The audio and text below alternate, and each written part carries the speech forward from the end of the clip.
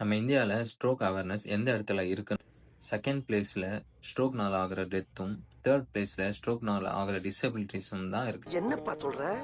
Stroke awareness நம்ம இந்தியால ரொம்ப கம்மி. ஸ்ட்ரோக் பேஷண்டோட அட்டெண்டர் கிட்ட கேட்டா, பிளட் பிரஷரை கரெக்டா ஃபாலோ பண்ணல, டயபிட்டிஸை கரெக்டா ஃபாலோ பண்றேன்னு தான் சொல்லுவாங்க. இன்னும் நிறைய பேர் சிம்டம்ஸ் வந்ததை தெரிஞ்சு கூட ஹாஸ்பிட்டல் போயிருக்க மாட்டாங்க. ஸ்ட்ரோக்ல பி ஃபாஸ்ட்னு ஒரு அப்ரிவேஷன் ஸ்கூல்ல அதான் கோல்டன் ஹவர்ஸ்னு சொல்லுவாங்க. அந்த கோல்டன் ஹவர்ஸ்ல ப்ராப்பர் ஸ்ட்ரோக் ட்ரீட்டிங் ஹாஸ்பிட்டலுக்கு போயிட்டீங்கன்னா, பிரெயின் டேமேஜ் ஆகுறதுக்குள்ள உங்களை ஃபுல் ரெக்கவரி பண்றதுக்கு நிறைய வாய்ப்பு இருக்கு. நமக்கு ஸ்ட்ரோக்னா என்னன்னு தெரிஞ்சாதானே சிம்டம்ஸ் எல்லாம் தெரியும்.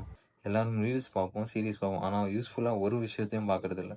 ஸ்ட்ரோக் அவேர்னஸ் பற்றி நிறைய பேர் வீடியோ அப்லோட் பண்ணுறாங்க. ரீசெண்டாக கூட நம்ம பிளாக் ஷிப் விக்கி அண்ணா கூட அவேர்னஸ் வீடியோ போட்டிருப்பாரு.